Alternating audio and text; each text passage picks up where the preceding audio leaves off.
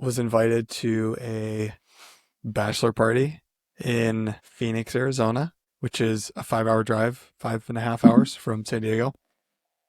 So I go, everything's great, great time. Coming back, I drove, by the way. And so on the way back, I'm driving and I'm like, if you don't know this drive, like there's basically like there's a couple checkpoints. So like you just stop at these like two, three places and fill up and get gas and you'll make it home. Um, and there was one where it was like I could have stopped, but I didn't because I was like pretty close to the next spot, and the next spot had like more gas stations and cheaper gas, and I am cheap. So I was like, I'll just see what happens. And the next section right before the town before Yuma is like this big mountain pass section. So it's all these like hills and stuff. And it's like just coming into the summer. It's like May maybe. So it's really hot where we are. It's like 100 degrees, 105 degrees. And we're driving through, or I'm driving through alone, car full of random stuff that I took to the bachelor party. I'm going up this hill. I have like, my thing tells me I have like 18 miles left.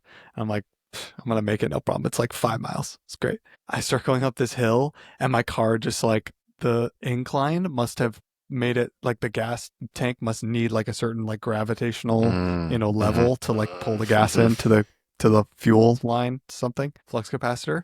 So I'm going up and it's sputtering out and I'm like, oh shoot, shoot, shoot. So I pull over and it's like, the freeways out here are like they're 80 miles per hour. You can drive as fast as you want kind of thing. So I'm on the side of the road. I have no gas. I have very little service. So I've got my car. I climb up this hill, which is like I'm in this desert mountain pass. It's like this valley. So I like climbed up this hill that had like a little plateau on it and like walked maybe like 200 feet and had a better signal. Called AAA. AAA is coming. Okay, sounds great. The guy gets here with his, truck and his gas can and all that stuff. I'm like, okay, I think I'm just out of gas. Like, this is what it is. But I drive a Ford Focus. And if you don't know, the newer Ford Focuses have a self-closing gas cap, which basically means like it's not like a you twist it and open it and then you put the gas thing in.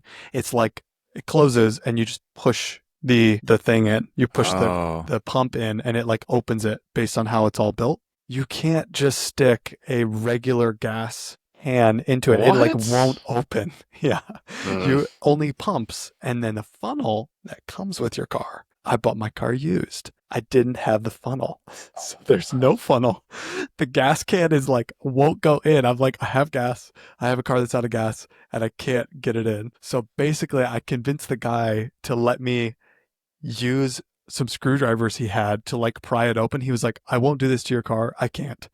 You can do it. Here's the screwdriver. And I was like, great. So I had to like stick these screwdrivers in and like pull it open and then tell him to put the gas in. So he put it in and gave me, like a couple gallons. Okay, I turned my car on and it works. And then from that point on, every time I filled up my tank, it would like sputter because I had like messed up the lip, like the sealant part with the thing. So I basically like ruined my whole fuel intake section for like a year. It took so long to get for people to figure out how to fix it. And I always would tell them it's because I shoved a thing in my gas like intake and you just need to fix this one piece. And they were like, no, no, no, it's the fuel line. It's so it just so annoying. And it Ugh. ruined me driving my car for over a year. And it's also just because I'm dumb and ran out of gas and I didn't have to.